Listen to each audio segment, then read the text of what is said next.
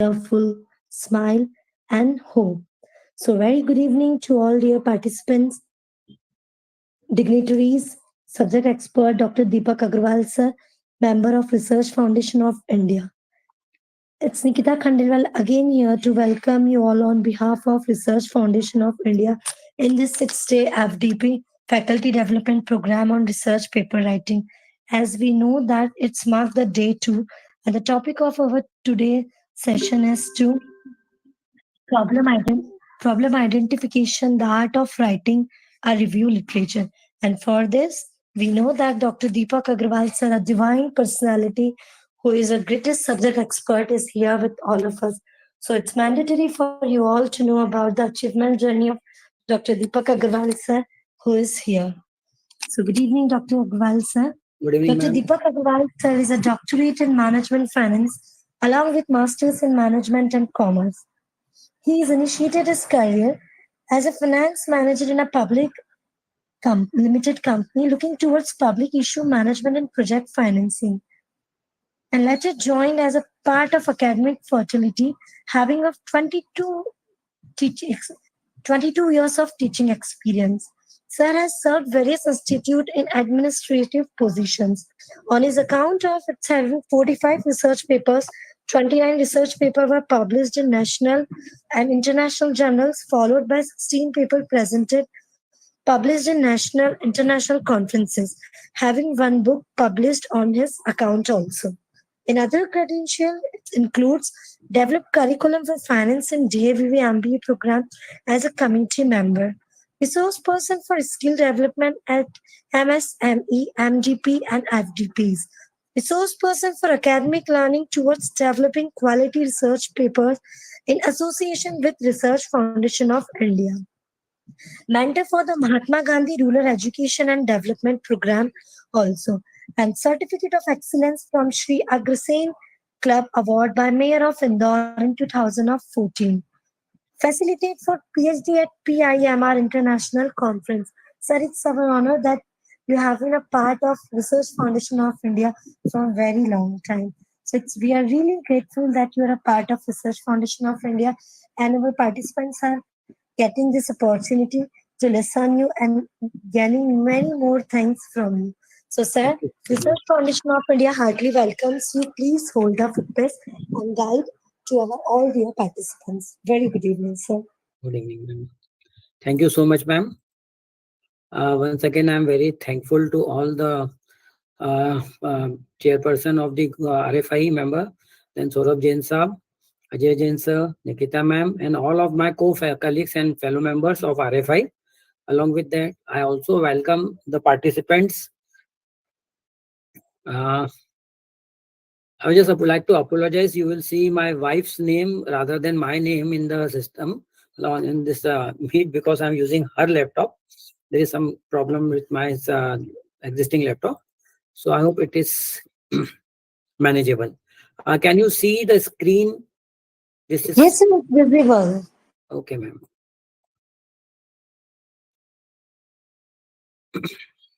So today is at day 2. We are going to learn a little bit more. Just I was having appointment with my doctor yesterday. That's why there has been a request. I made a request for reschedule the training program. So again, I apologize for it. And the two elements we are going to discuss today. Number one is the problem identification and formulation. So this is the very first step from where our research work must start. And then we are going to carry over with the writing, how to write a literature review, what are the key ingredients to be included, and how the literature review is helpful in developing our thesis work. I hope you can see my second PPT, second slide. This are the sessions outlined for the today's session. Just like dealing with the research problem, criteria for selection, steps in problem identification, formulation of problems, steps involved in it. And in the second part, we are going to go ahead with the literature review, how to collect them, how to read them, how to classify, what are the prerequisites required for developing a paper, and a little bit about the plagiarism along with citation and referencing. Although you have been assigned a separate session for it, So I will be not talking much about the plagiarism and citation that we Sir, are going to. second slide, we are not able to see. No issues, ma'am, nothing. है ना? So that portion we are going to you will going to discuss in the later part of this training workshop. So let us start with the very first question, that what is a research problem? So as per the words of the Klinger, he says that a problem is an interrogative sentence or the statements that ask what relation exists between two or more than two variables. The first element it comes that it is in the form of interrogative sentence. A research problem must always in the question mark. Just like in the next slide, we are going to discuss that what are the elements to be included while determining the research problem. So in very simple sentence, it can be said that it is a specific issue or a gap which exists to your knowledge, because might be possible that whatever gap you have identified, it is been taken care by some another author which you have not gone through it. So existing knowledge with aim to address in your research work. And this is how the research problem we used to define in our thesis writing, and then only we proceed with the objectives and method and hypothesis. You may choose to look for practical problems aims at contributing to change or theoretical problems aimed at expanding knowledge. The purpose of research problem number one is to provide the practical solutions so that the society can be benefited from it. Usually when we talk about the academicians, now it has been mandatory to get a degree awarded for the research. So that's why we used to get enrolled for PhD, and it's the mandatory. So many of the time might be possible that we have started with full of enthusiasm, and in the later part when the times keeps on moving, that energy reduces, and then the objective comes, okay, somehow anyhow let us finish off with our PhD. It usually happens, but nothing like that. So ultimately, the objective of defining the research problem that it must provide some practical based solutions so that the societies can be benefited. And or it can be in the form of a theoretical problem which is helpful in expanding the knowledge of not only yourself but the community. So particularly when we talk about the sciences, pure sciences, in that case, they used to deal more with the practical based problems. They used to look for the real based solutions. And sometimes it might be possible, just like in the other courses, that some of the theoretical problems can be identified and we try to resolve them. Now, once we want to identify the problem, again the question comes to our mind where to begin. So in very short, just like to find out the answer, we can use the 5 W's and 1 H to get the answer to our problem. Number one, please note down in 1 or 2 sentences, like why you want to conduct the research. What is the purpose of doing the research? Why? Ultimately, it might be for your career upliftment. It might be for the upliftment or the beneficiation of the society or any other reason. So why you want to conduct the research or write a research paper? Second is for whom you want to write or develop the research paper or the thesis. So who will be the beneficial? Again, the same thing. Is it for yourself? Is it for the academic community? Is it for your peer group? Or is it for the whole of the society? So once you have defined this thing, it will be much better to understand that how we should proceed. The third W comes in the form of when we should start writing. What should be the right time? I say as soon as you are clear with the topic, as soon you are clear with the problem, at the same time you should start writing the problem. That is problem identification. Not I'm talking about the paper. So if you are a student for the PO, if you are a PhD scholar, then definitely you will wait for your RDC. And once your topic has been approved, that will be the appropriate time to start with your research work. But my personal suggestion, there might be chances that your topic may be modified by the evaluator or by the expert committee. But then too, even if it has been modified or changed, don't worry. At least we have gone through the topic which was in our mind. We can develop one or two research papers on those particular topic, and then you can get it published. So it will provide you the satisfaction. Where to begin? So as such, there is no such physical barrier in beginning with your research problem. It can be anywhere. You can start thinking to your commercial place, that is your institute, or if you are professionally working, then it can be into your office, it can be at your home or any other place. And what to do under this research? Finally, we will look upon that what are the things, what are the elements we should try to include in our research work. So that is the second last part of our questions. And here you can determine the various variables which comes to your mind. You can note it down, and that can be filtered and modified later on. And finally, one H comes to us, and that is how to begin. So the silly answer is you can start writing with the pen and copy, and it can be any place, anytime, anywhere. Start writing. Even suppose if you are commuting through the bus, means the transport facility provided to you by your institute, that I think is the perfect time to relax and think upon. So that can be one of the good place. You can sit at home ideally if possible, and then try to start working. Otherwise, if your office permits you, if your institutes permits you, you can start there also. But in the daytime, normally it's not possible because we are already engaged with the various assignments. So it's normally does not time does not permits. So what I used to do, I generally sit after my institute timings gets over, all my faculty and staff leave apart, and then I just stay for 1 hour to 1.5 hours, and just try to work upon. That is the best time I am having to work. So again, little bit elaborating the same point. So why to have a research problem? So ultimately, we can say that research problem is the very first step towards knowing exactly what you will do and why you want to do. That is why we need to define the research problem.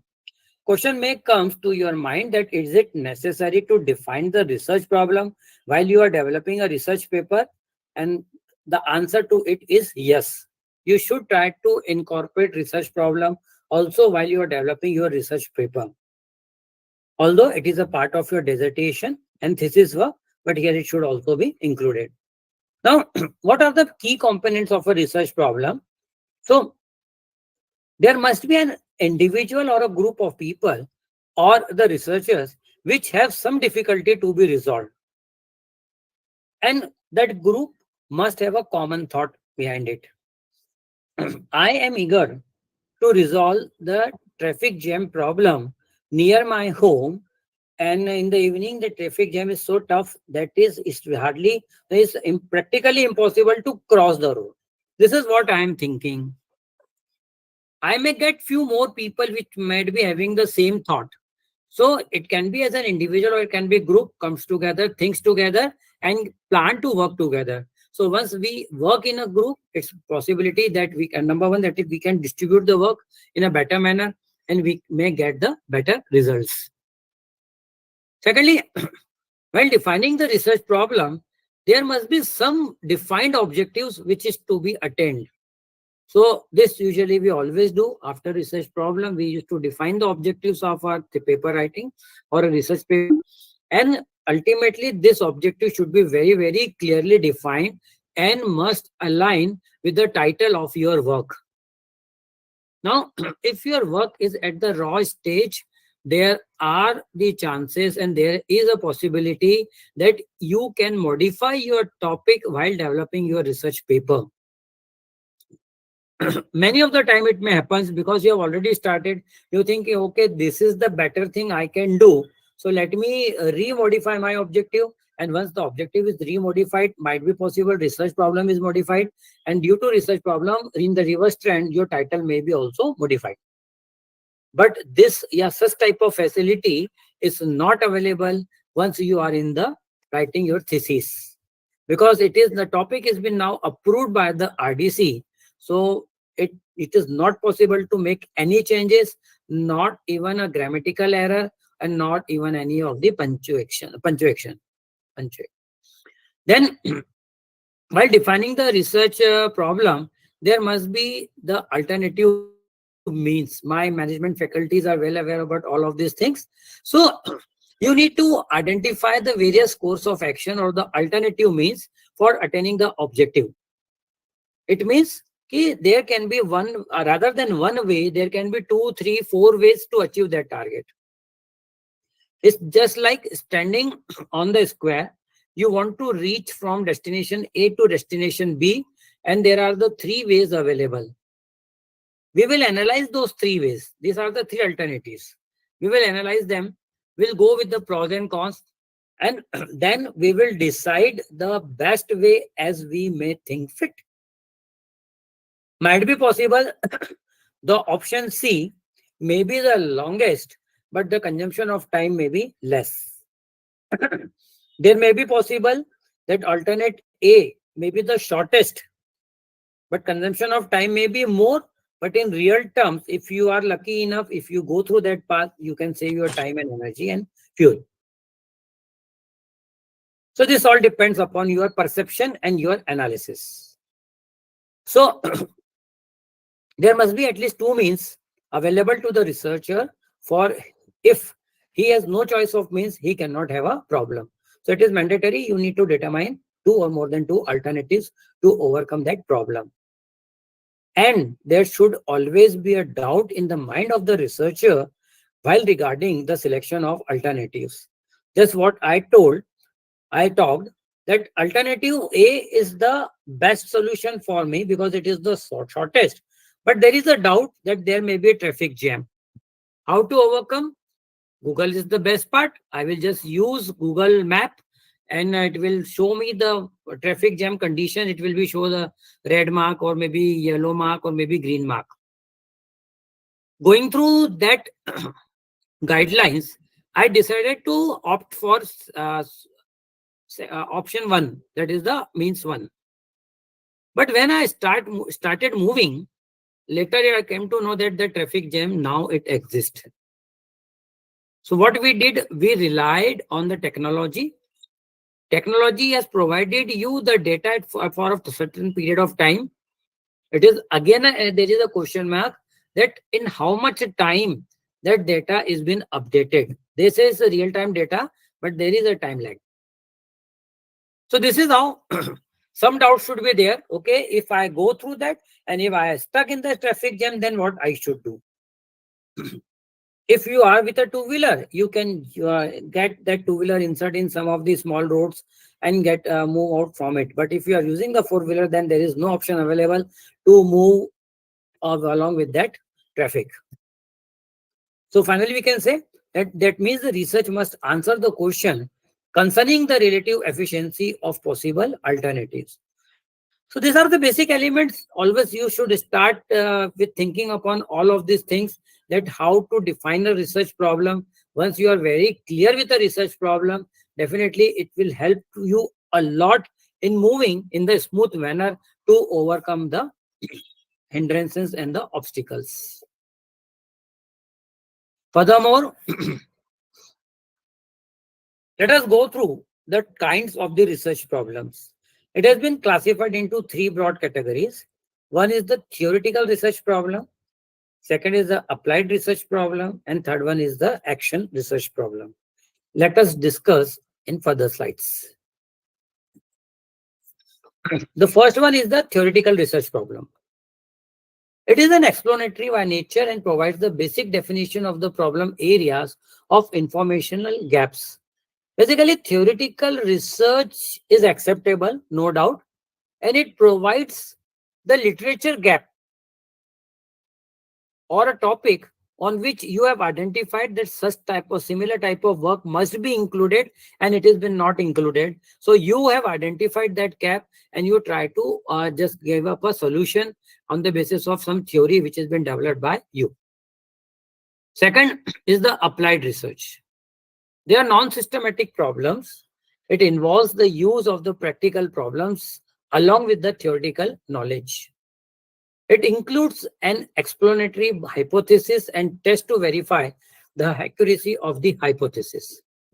Applied research basically deals with the solution of the problem which helps towards the upliftment of the society. Usually, the applied research may be carried over by defining the hypothesis. We need to apply some suitable test on those hypotheses and to get the results which may provide you the solution to that particular research problem. And third type of research problem, that is the action-based research problem. It is similar to applied research, but it also aims to provide solutions for problem, but are typically more time sensitive in nature. That means if the data you need to analyze on the current based data, and if you are working to collect the data, the time duration has been left over, the importance of the data is having of no use. Just like you started developing a paper in the year 2018 on the data of 2018. Now you started collecting, the time elapsed, and then still you are in 2018, and we are somewhere in the year 21, 22, or maybe 23. So that data is too old. So now what to do?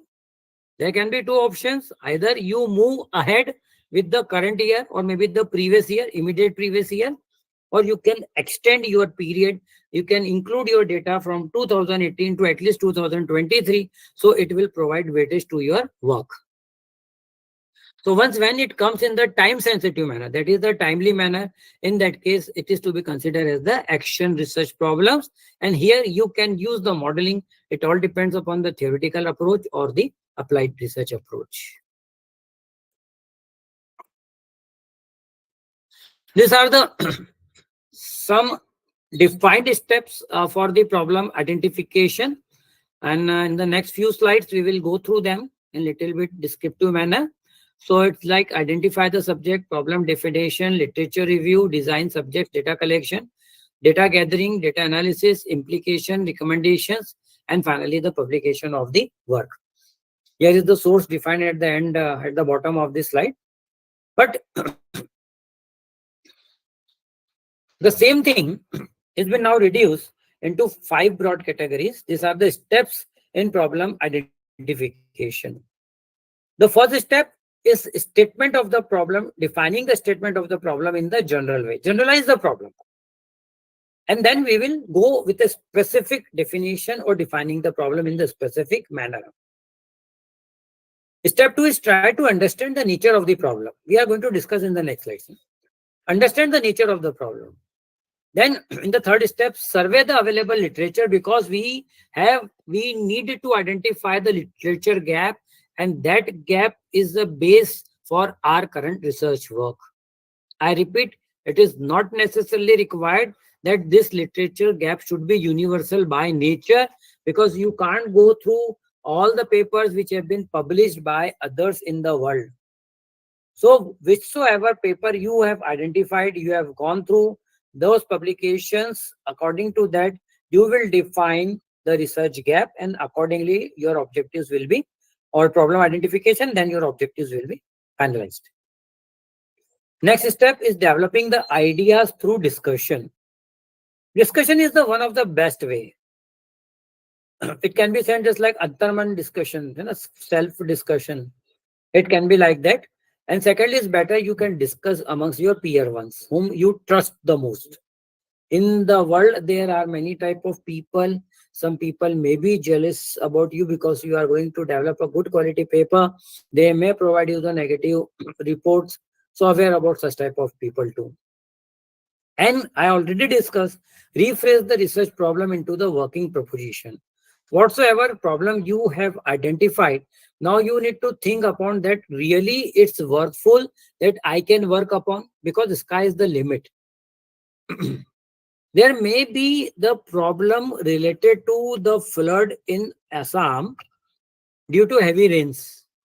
But for me, practically, it's not possible to go over there, analyze the problem and come up with the solution. Theoretically, it's been possible. This was going to the available literature. Some model I will define. I will say this, you should construct the dams and this is the solution available. But practically, it's not possible. Otherwise, government would have done long back. So in that case, rather than focusing on Assam's flood condition, we should try to look upon our nearby location that is such type of problem exists, try to overcome. And why to just think about the flood is better to think about to have a better drainage system. So the very first step under problem identification and description, that is, you need to define initially the problem statement in the general way.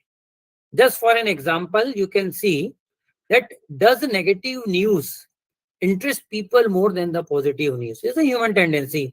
Once we are reading through the newspaper or going through any of the news channel, we are highly attracted towards the negative news. Robbery, murder, any political scandals, something like that.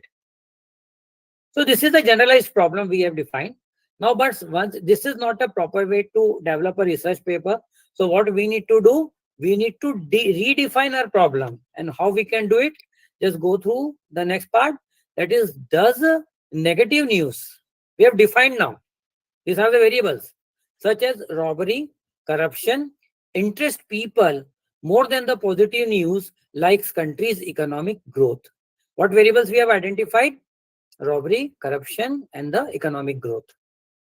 So very clear distinction has been there. Now, once whomsoever in the near future going to read your paper, they are clear about that these are the components you have included in your work.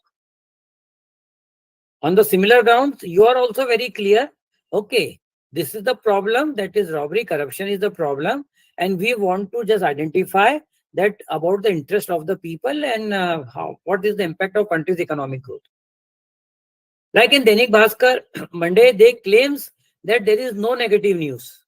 So many of the happenings which may distress the reviewers or the readers, then they generally avoid on Mondays, so that it may create some positive motivation. And such type of information will be included on Tuesday. So this can be the one of the way to define your problem from general to be specific. Don't worry, initially you start with the general problem, and this can be described later on once you move ahead with your work. Second is to understand the nature of problem. And understanding the nature of problem is again in the form of discussion. So you should always try to discuss with those people who are having knowledge about the problem. I want to discuss about the factors affecting the income of poor people or why the poverty exists. And this is, I am discussing with such people. Thus, we can say that the person who is born with the silver spoon. Or another example, like practically the agriculture minister should be such type of person who has actually worked in a field. Just quoting an example of Lal Bahadur Shastri ji. No political influence over here, just a statement. So once that person has gone through, the person understands the pain of those things, they can move ahead with the better results and the outcomes. So you should try to discuss with such type of problem with those people who are having knowledge about some that particular problem. They can better guide you. They can be your mentor. To the next step, now start surveying the available literature. Just move ahead. We are having a second part for today's session. So move ahead, start downloading the literature. One of my scholars visited today. He said, I have downloaded 500 papers. I told, what is the use of getting down the 500 papers? Do you have enough time to go through those 500 papers? No. So it's better you filter it out. Just remove, dump those papers which you think which may not be useful or presently they are not useful, then delete it, and may be useful, just dump it, and we will think overall in the later period. So it should be there is no defined rule that how many literatures we should go through, but at least 50 reviews should be included in your research paper. And as such, there is no limitation, maybe 100, maybe 150, maybe 200, depends upon your work in your thesis writing. Literature reviews provides base to your work. It justifies your problem. It provides an argument to your problem. It provides the base to your problem, and it provides the methodology and variables to your problem. So all these things comes with the help of the literature review only. So these are the 4 points you can see on the screen. That is, literature review helps in narrowing down the problem. We have a generalized concept. Going through the literature review, we can narrow it down to a certain extent. Definitely, the research gaps comes from the literature review only, and that provides the base for our work. It also provides new ideas in the related area. We might not be knowing which type of identical work is being done by another people, which methodology they have adopted, which type of statistical tools and techniques has been adopted. So it may provide you a base to your work you can derive, but don't forget to give the credit to the original source from where you are taking all these concepts to your mind. And finally, literature reviews helps for the research design. That is, finally designing your research work.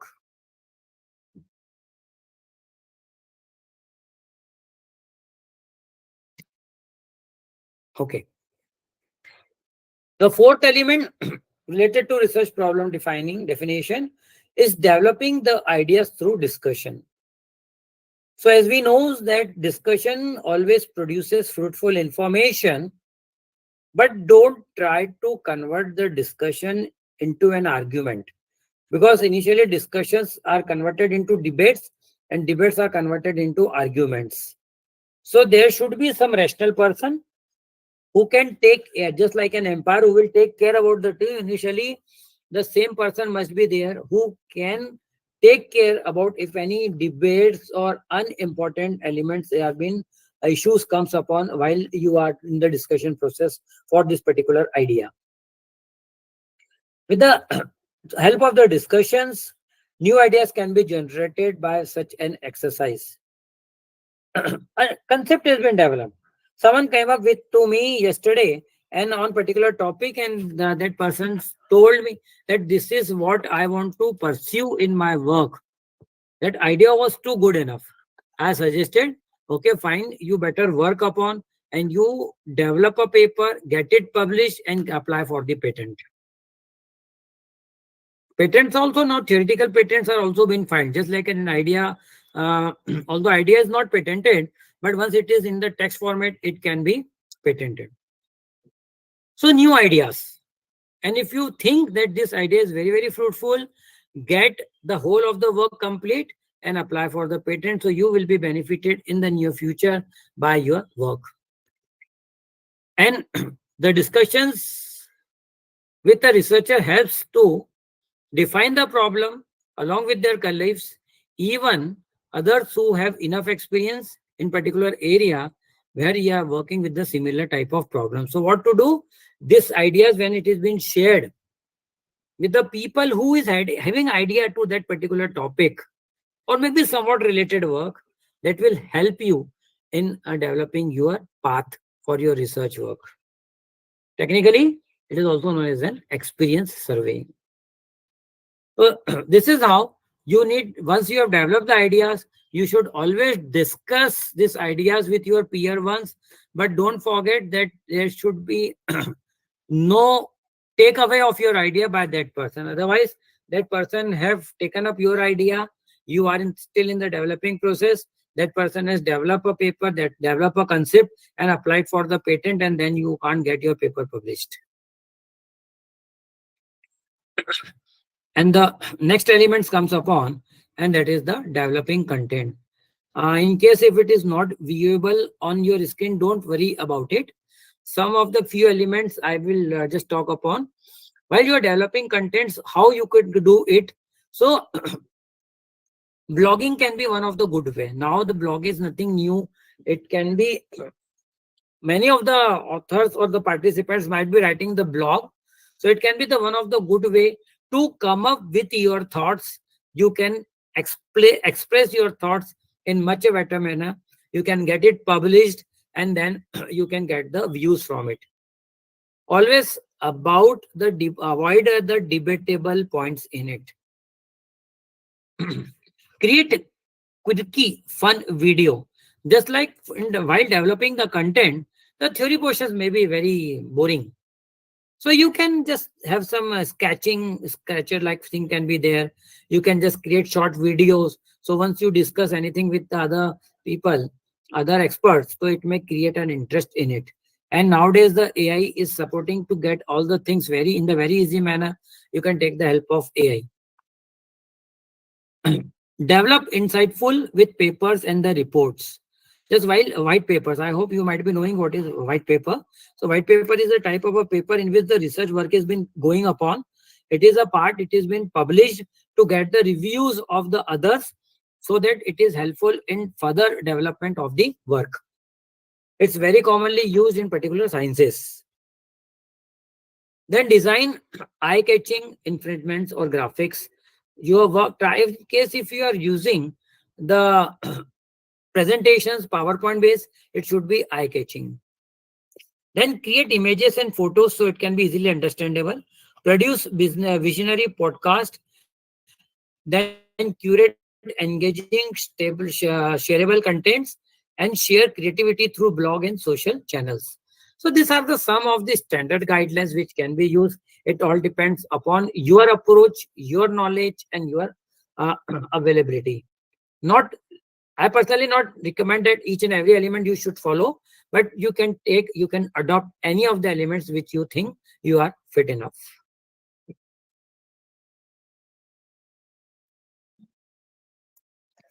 Rephrasing the research problem into the working proposition.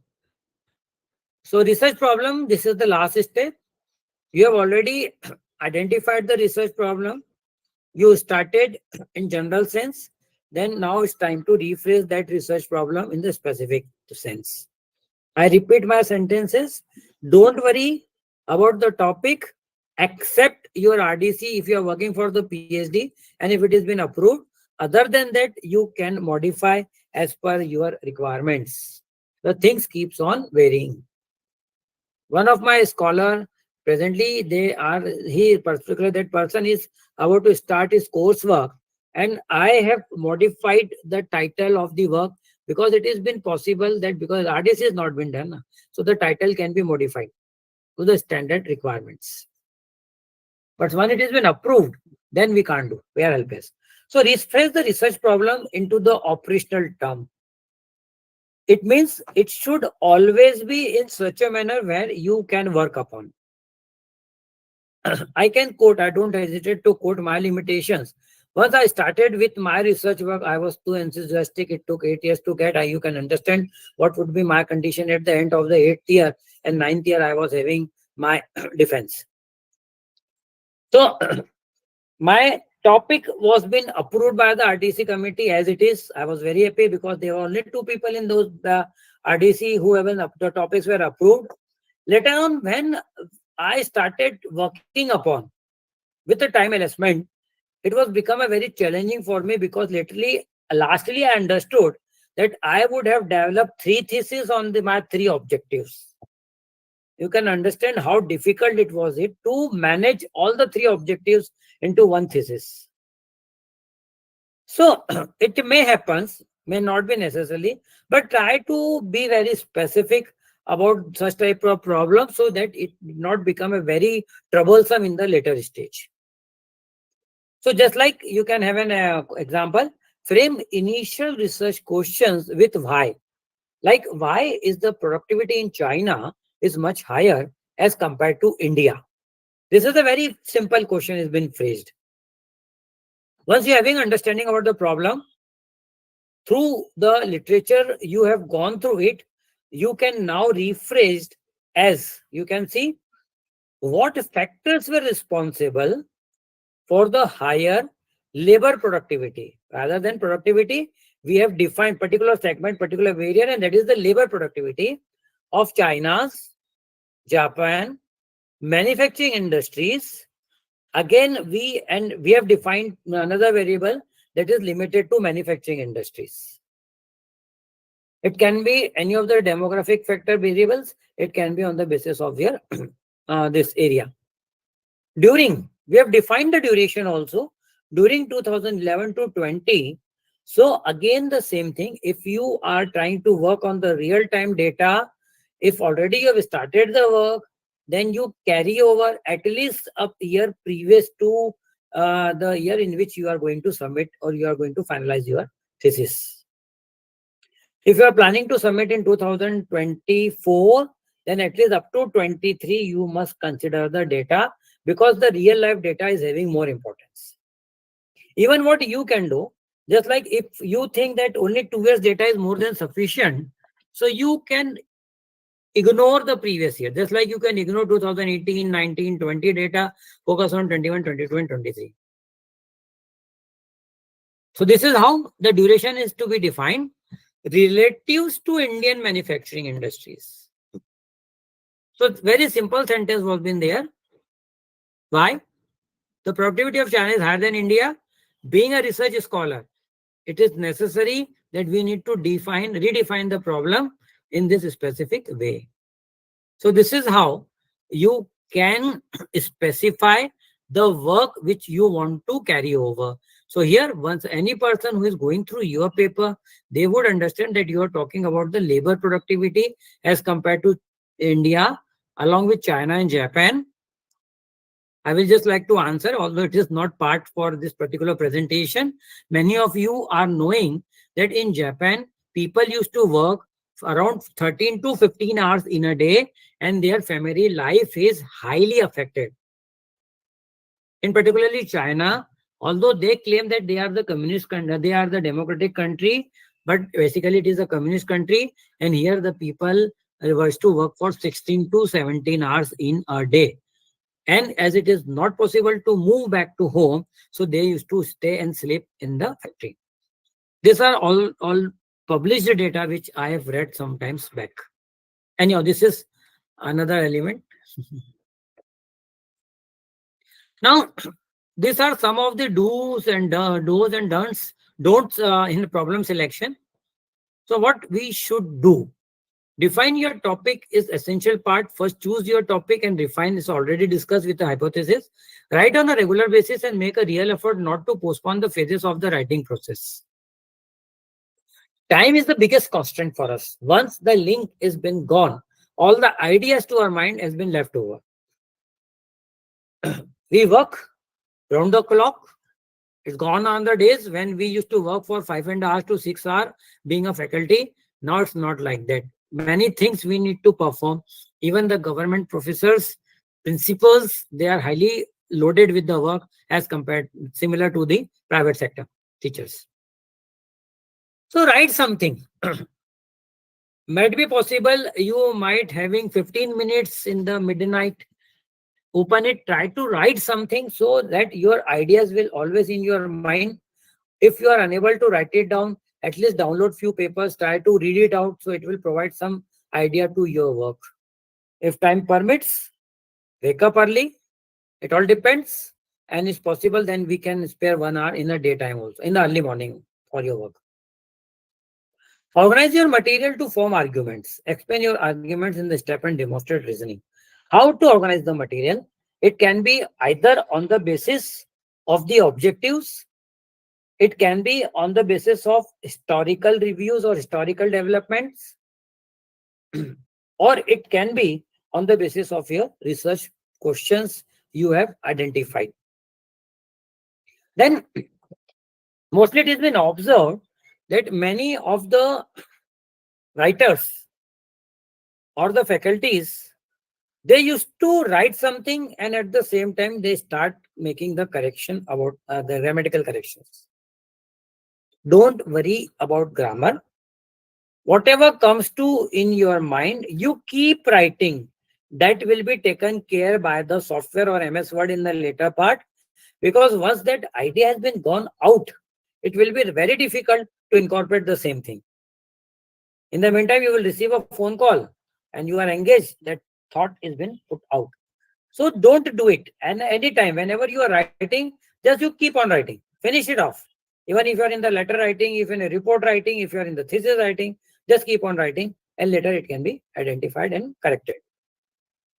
There are various softwares available, just like Grammarly has been there. It can help you out to improve. You can go license software. Again, there that will help you to make the important corrections in your work. Build confidence as a writer by analyzing the things that go well. You are the analyst of yourself. Don't rely, don't bag on others. I will write, he or she will be go through it and they will comment on my work and then I will improve it. Don't do it. Whatever you wrote it down, be confident about it. If you think that you are right and your thoughts are not matching with the previous reviewers, doesn't matter. Might be possible that you might having some innovative concept which not been included in the review. So you need to be confident. Okay, I want to include these things. I will try to justify that my point. I will try to keep my point and try to justify it if possible. But you can't make the world change. You can't make, you can do it. At least you can modify the law of physics. It can be challenged. But you can't modify each and every elements because they are pure sciences and that is also derived on the basis of certain experiments. So confident building amongst yourself is very, very important. Don't, when we talk about the problem selection, don't try to work upon on which topic is already been many work has been found on the particular topic, because it will lose interest to add on to that particular work. For an example, I want to develop a research paper on the mutual funds. You will found tons and tons of papers on that particular topic.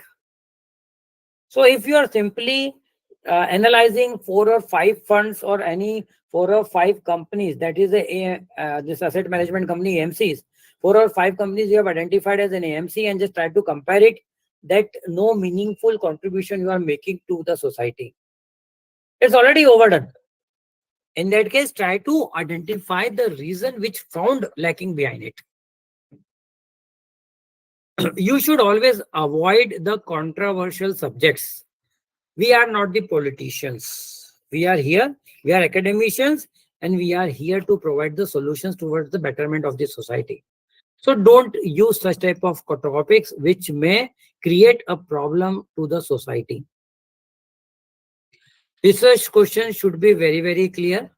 Don't use unclear statement. Just for an example on your screen, why are social networking sites are harmful? Rather than that, what we should do, we should define again once again, how are online users experiencing, or how are online users social networking sites we have defined like Instagram, Twitter affects the uh, affects the society. So what we did, we have specified that networking sites, and again there are many of the networking sites available. So we are trying to focus on Instagram, Twitter, etc. So this is how the clear problem statement must be defined. So I hope that you are now clear that what is important to a research, and that is the defining the problem.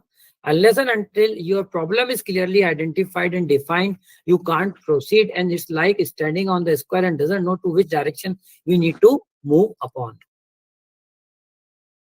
Moving to the second part of the today's session, and that is art of writing a literature review.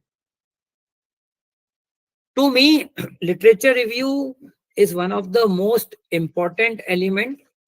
Without that, you can't proceed with your work. So ultimately, what is a literature review? It is a critical analysis of the published work on a particular topic. In other words, it can be say as an assessment of literature provides a summary, classification, comparison, and evaluation. So a review helps you to define many of the things in your work. Number one, it provides an idea about the topic. It provides an idea related to your research questions. It can be similar or different.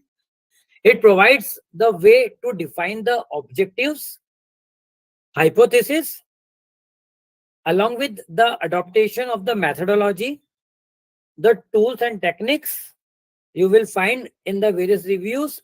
You can adopt any one if your to your wish, or you can have your own tool identified. And finally, even the outcome of those reviewers will help you in discussion chapter. That is also equally important. So see how many things comes out from the literature review. It further demonstrates an author's knowledge about a particular field, which includes developmental histories, theories, variables, phenomena, methods, and the outcomes. So this is what I have discussed, that literature review provides our or open our mind to work on that particular topic, which on which the few researchers might have already worked upon. Your topic, your work may be a part of it. You may be a follower. You can carry over what other researchers did on this particular topic, or otherwise it can be innovative by nature.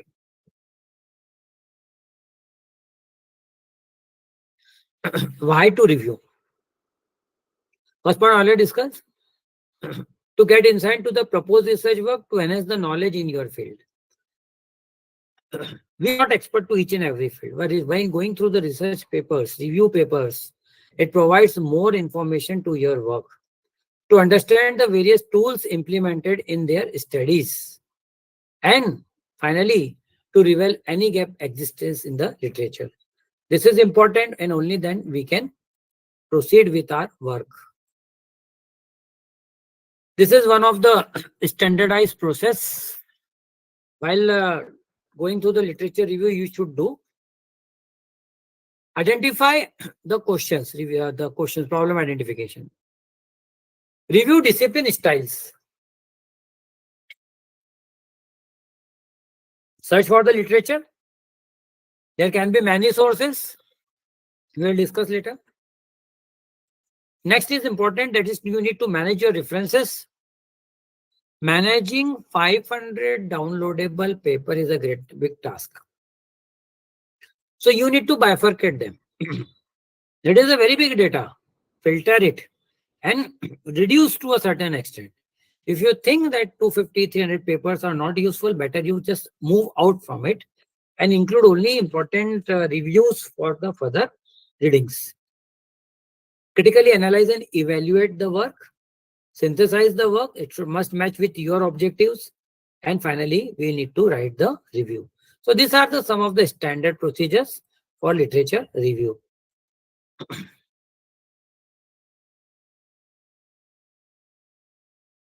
Okay. This review we have already discussed. So let me proceed. Again, let me say, I think it's a repetition somehow. Okay. Now, how to write a review paper? While developing or writing a review paper, the work can be distributed into three elements. Once again, that is the pre-research, pre-review writing, then the work related during the research paper, and once you are ready with the review, then the after research work. So let us proceed one by one.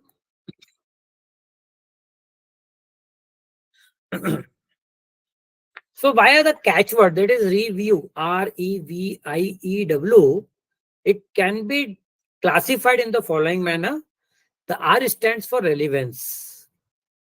So we need to identify that whatever the paper you are going through or reading through it, is it relevant to your work?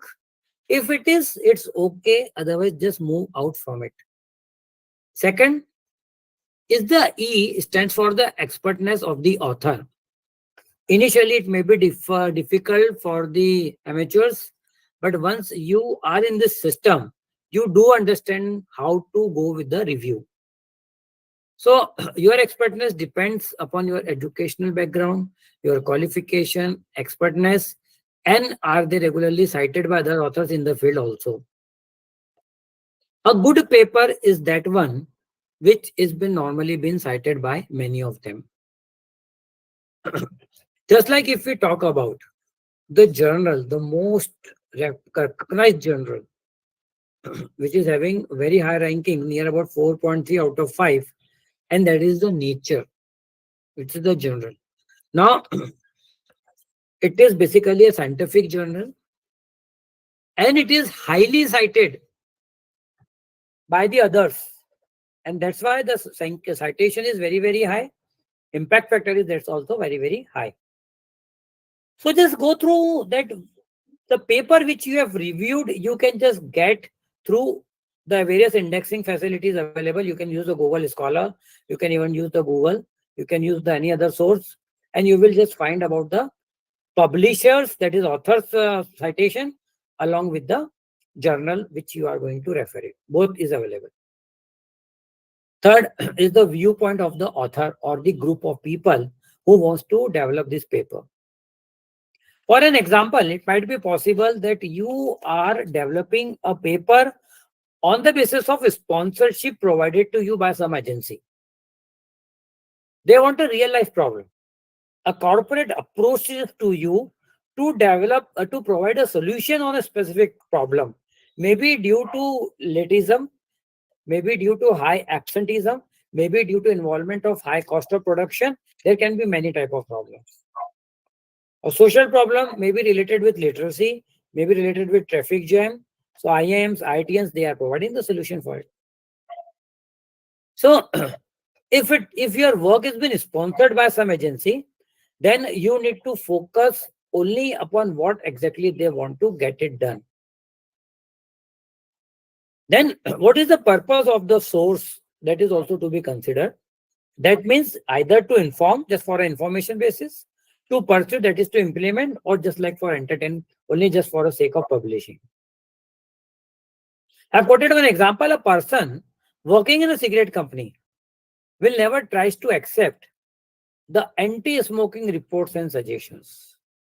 They will always refuse. A allopathy doctor will never agree on the other type of cureness, maybe homeopathy or maybe Ayurvedic or many other indigenous system. So there is a biasness. And once such type of person is trying to develop a paper like smoking, they will try to justify this smoking cigarette is good for health because it used to kill all the germs which are going to infect the lungs of a person. Might be possible that scholar may try to prove all of these things. Practically, everybody knows that smoking cigarette is injurious to health. So here is the biasness. So try to avoid the biasness. Your result might be possible, maybe against your hypothesis, but don't adopt or accept the false hypothesis, false results against hypothesis.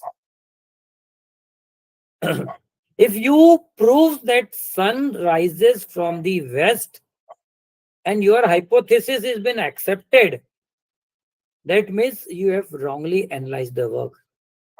Might be possible that you have surveyed those people who have never seen the growing of a sun and the setting down of the sun. They might be blind or something else, or people who are just like in jail and no light is been coming. If you ask for them, they might not be in a position to answer it. But otherwise, we know it where it rises and sets. Next is I stands for the intended audience. Again, who is your audience? Is it you are developing a paper for the general public? Like The increase in the population is always harmful towards the society. This is what sometimes Keynes and Marshall and they all talk upon. But the modern theory says increase in population is helpful in increasing the productivity. So it's a good topic. You can challenge their work. These definitions were developed in 17th and beginning of the 18th century. At that time, the scenario was different. Presently, the scenario is totally different. The demand is increasing. The lifestyle of people is increasing. People are adopted to spend more rather than savings. So automatically, with increase in the population, more demand arises, more productivity and more demand. Once again, more money is being supplied to the market. So this is helpful to the general public. Or you may develop a paper and must be presented either to the scholarly audience, just like you derived a scientific paper. So ultimately, it is having the importance only when you present that paper to the scientific community.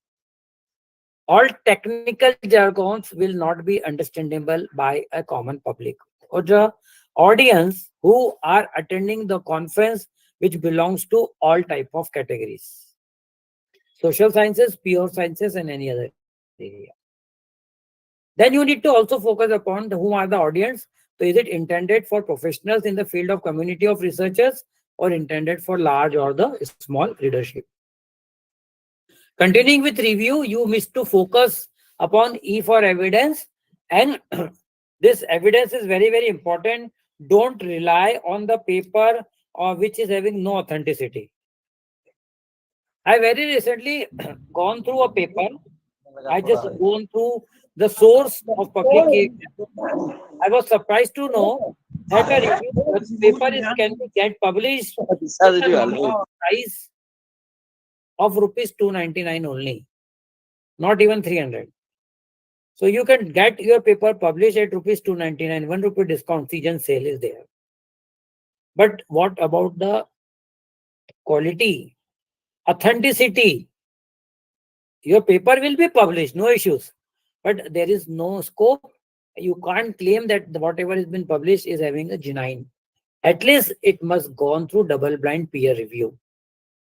You have submitted paper today, and tomorrow noon you will receive a mail that your paper is accepted. So evidence, once again, impact factor can be one of the main source of evidence. Differencing citations, that is another source. Just go through the author citation and the paper citation. As higher is the citation, the maximum approach that paper is having. So evidence is also equally important. And the last is W, that when W stands for when published. So having significant development means made the subject area since the reference was been published. That means the paper was been published at which time and what was the need for it. Papers published related to COVID effect during 2019, 20, 21, 22 may create more impact because it was very, very largely important. But now, if nothing new has been there, a simple theoretical paper is published, may not be very fruitful, may not be create an impact of your work. But yes, if you have scientifically developed some theory to overcome that disease and just to put off throughout the life, then it is very important. Similarly, just you can conduct a research because we claim as Indians that many of the youngsters are dying due to the post-COVID effect, that is the injection. Second dose of injection or maybe booster dose has just defeated our immune system or may weakened the immunity system, and that generally creates a silent attack and immediately the person dies. This is the actual cause. Here the research work need to be done. What are the reasons behind it? Why the young generation is getting died?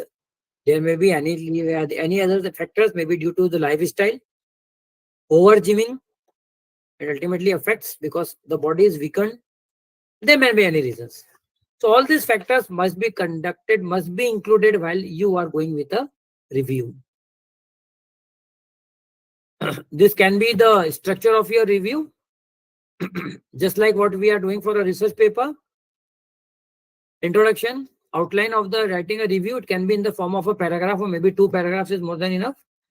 State the need and importance of the topic for review in few sentences. Why you want to conduct the review on this particular topic. The scope of review, the topic to be discussed, why you want to conduct this review. The criteria used for selection of the literature, that is the type of sources used, data range, etc., can be defined. Criteria for yours, why you have considered this only, why not many more? Out of 500 papers, why you have considered only 25 for your review? Why you have rejected 475? That must need to be justified in your work. Then under review, you end with the conclusions. The conclusions again can be objective basis and it can be on the basis of subtopic basis. The similar strategy can be adopted with while in the last chapter of your thesis work, that is the conclusion chapter. Largely depends upon the guide because we need to follow their guidelines only. But to certain extent, I think it is good enough that we can give the objective wise conclusion. So the reviewer can better understand that what was your objective, how you have proceeded, and this is what is your outcome in the conclusion part. There is no restriction. You can adopt any of your choice. Then review must follow the grammatical check, whatever which we initially have not done, here it to be done. And finally, once you are ready, just go through the plagiarism. So at the same time, you must quote the citations. At the same time, you must also have the references ready with you. In terms of thesis writing, those references will be transferred to the last part. In terms of research paper development, again, it will become to the last part of your review paper or the research paper. So these are the major steps you must follow while developing a literature review. The same thing has been reduced to the 5 steps. So I'm just avoiding it. Now, step 1. This is what we are discussing. Selection of a topic. Second part element is step 2. Identify the relevant resources of your topic. Step 3. Search and refine. Step 4. Read and analyze. Step 5. Write the literature review. So just going through that. The step 1 is the topic selection. Whatsoever topic you select must be associated with your research question. And secondly, be projective. Just take care that you must try to finish within the stipulated time only. You have focused, you have assigned 2 months to complete a research paper. So you should try to finish off within 2 months only. So consider the topic not at macro level, at the micro level. And then too, it should be in such a manner that you can sum up within the duration, specific time duration. Make sure you understand the concept. That is both the things, that is the broader terms and the narrower terms. Again, that is in another way we should say, that is the macro level and the micro level. The research must always be done at the micro level and not at the macro level. I want to try to work, I want to research on all the companies which are been registered in India. It's very difficult. More than 7.5 lakhs companies are registered in India. Would it be practically possible to analyze? No. So what we can do, we can narrow the terms to a particular segment. Again, we can narrow it to the particular state, again to a particular city, and if required, it can be further on the basis of certain groups. Identify the most relevant sources of your topic. So where to identify the relevant sources? It can be in the form of books, journals, can be in the form of thesis, dissertations, case studies, conference papers, e-publications, government publications, industry reports, and finally the internet sites. I hope that 95% to 99% we used to collect the information through internet only, but don't heavily rely on the internet sites. It's better you should use many of the sources from where the information may be gathered. If you are having a besides that, you can also use the dictionaries and encyclopedia. In case you are having a difficulty to go through those journals, you can just go through the university library, or if not like that, you can even made in just subscription. You can acquire the subscription of the big universities or institutes where it has been possible to go through the, which maintains the huge database, and you can access it.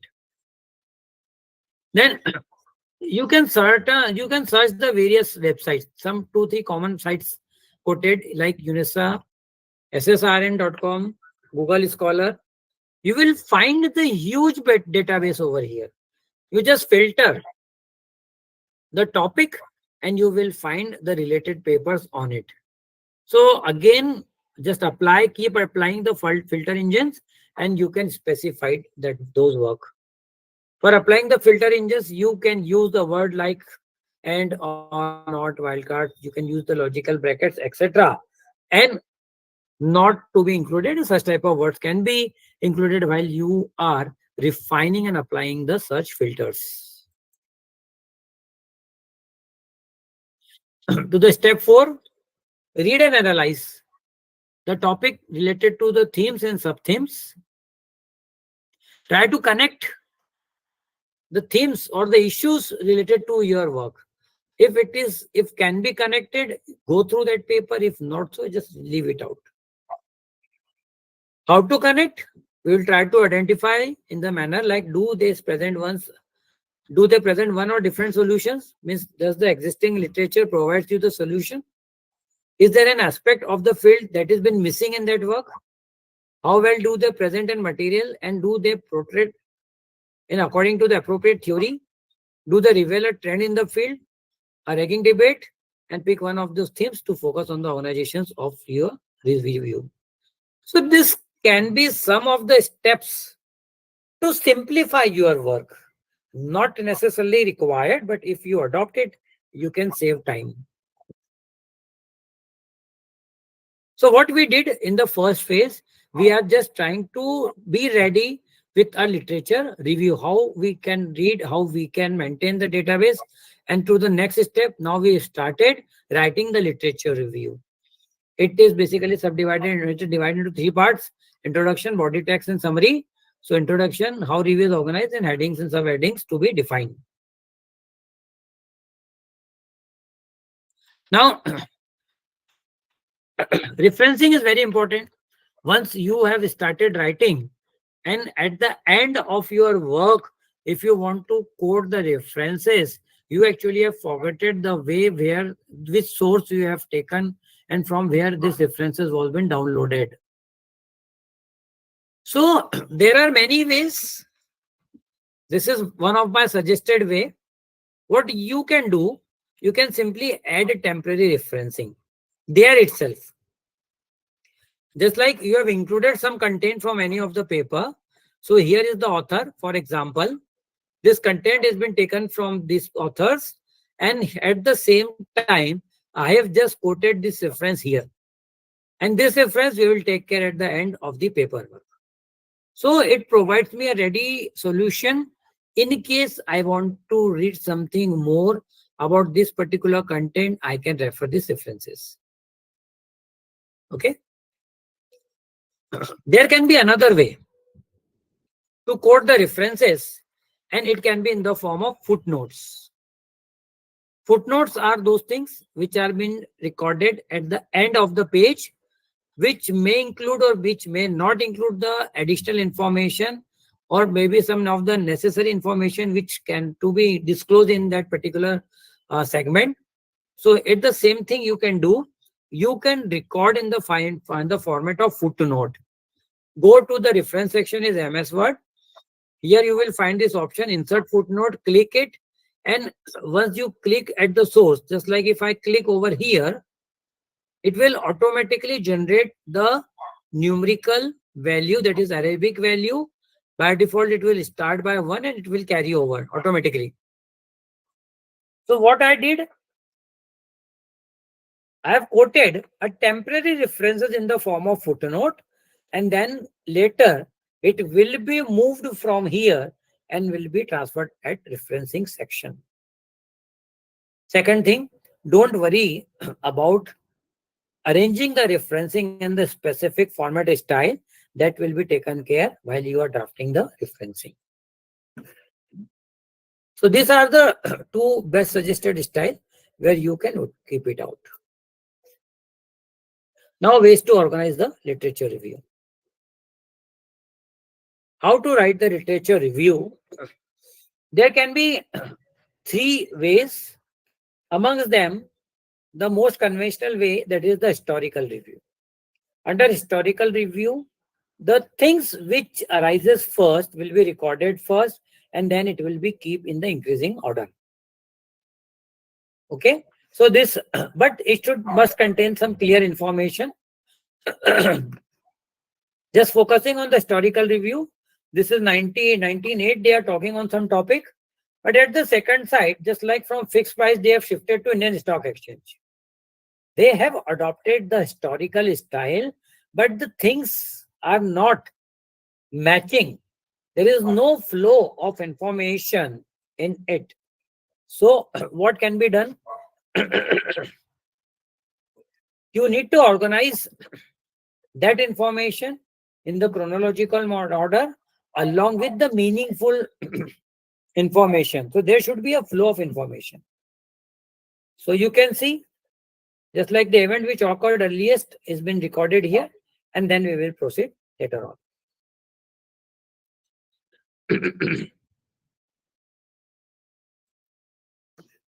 This is another example of the historical style. This was an objective and it has been defined as that I've divided the work into two elements, that is the international evidences and national evidences. International evidences are recorded here. Once you are working to the large extent, then you can subdivide it. Once you are in the review paper and it is not to be in the large extent, then you can mix it up. So this is how it has been classified: international and national, and again in the chronological order.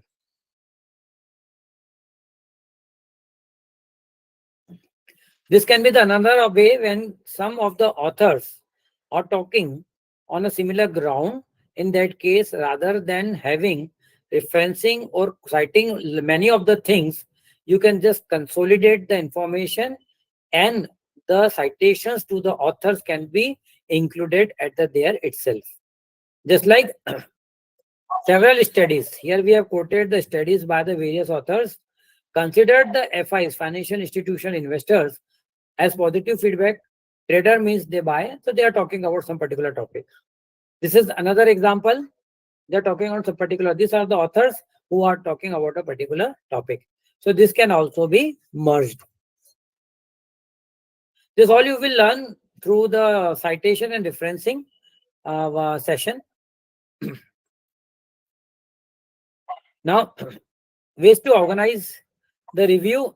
This can be either second part is on the basis of the publication. So publication, that means the most important references must come first rather than ignoring the historical flow. Just to the author, it is important that 1998, Mr. Ritter, what he is talking upon is more important than the other authors who talked earlier. So this is the second way, the publication, irrespective of the year, the important topic will come first and then with the other topics. The third is the combination of first and second element, that is known as the thematic. Under thematic, the most current topic will come first. If you want to develop a review paper or a research paper on particular election, or want to analyze the impact of election, Lok Sabha election in India, so here what you will do, you will talk upon the latest results, and if required, you can focus upon the earlier results. So both combinations you are using, the concurrent current topic you have included first, and rest of the things you have included as per your requirement. It may be in the chronological order or may not. So this is how you need to classify your review work. The third part is writing the conclusions. Already discussed, the conclusions can maybe objective wise. It must include any identified gap. And finally, it must also include the overall perspective of the topic. So this is how you will write the conclusions. You're already short of time. So let me little bit speed up. Then while at the conclusion part, you can also draft the summary of the research work. It can be in the tabular format. It can be a comparative analysis. So this can be also the one of the way to summarize your literature review. You can take the screenshot if required.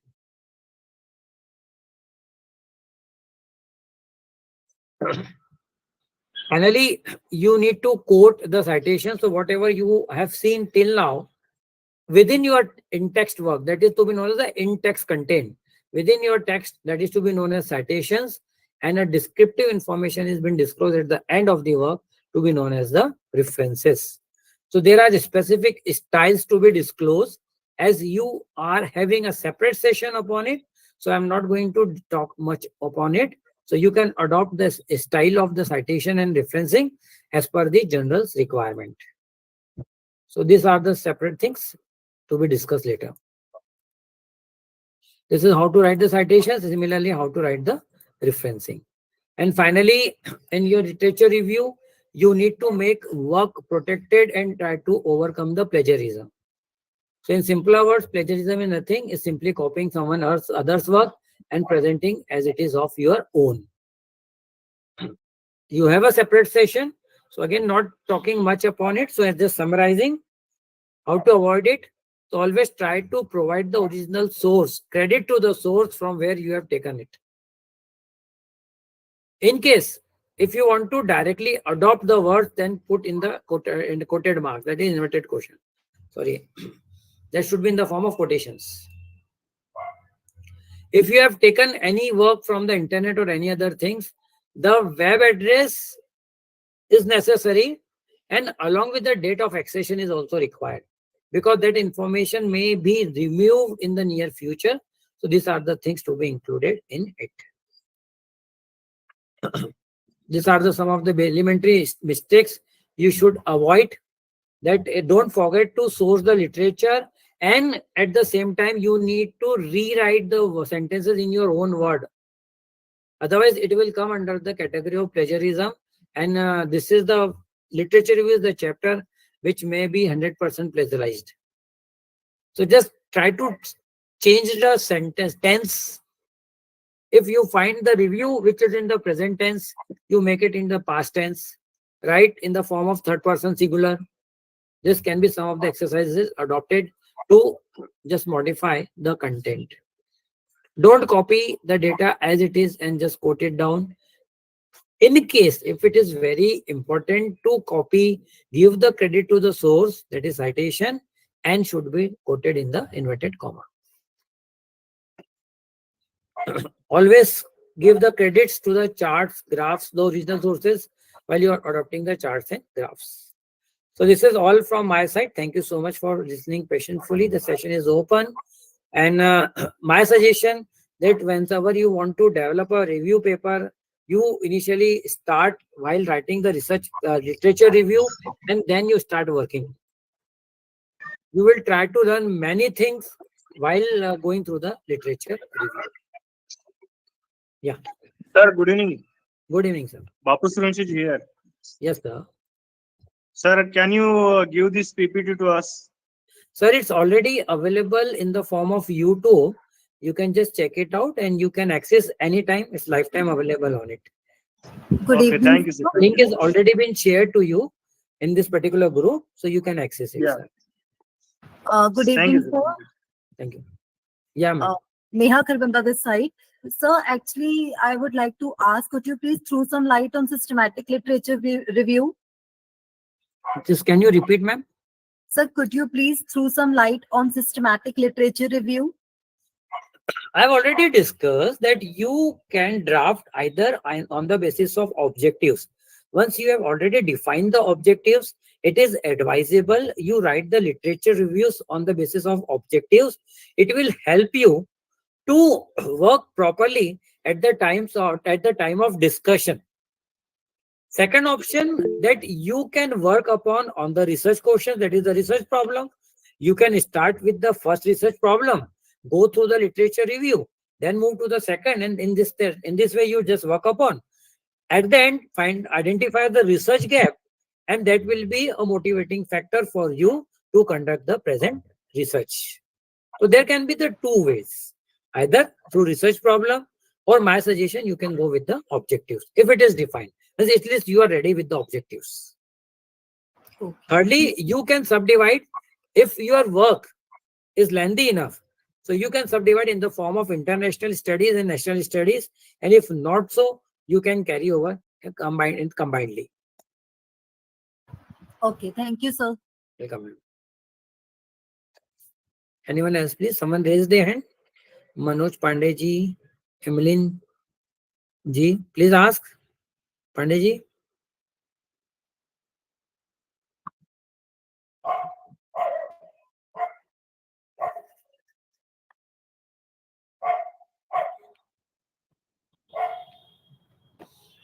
Yes, you can find the YouTube link. Any other questions? Any queries? We will again meet at the last day of the session. In the meantime, if you have some queries, you can just put in your mind. We can even discuss on that particular day. I think so. No one is having query because Okay. this was really nice and informative session and very enriching session. And thank you so much for spending your precious time here on this platform. Thank you, all dear participants, also for being patient and cooperative listener. And one more thing, that we have already provided the YouTube link. So please just go through that. There you can see our recorded lectures. It will be helpful to you. So thank you But all once Is it again. not possible to share these PPTs? No, sir, it's not possible. No, sir. We have already given you the link. Now, please just No, go through that. that is in a video form, not in Yeah, document. it's a copyright material, sir. It can't be shared like this. You can access the video, that is lifetime available. Okay. But in case of any queries, you can feel free to contact any of us. We'll try to help you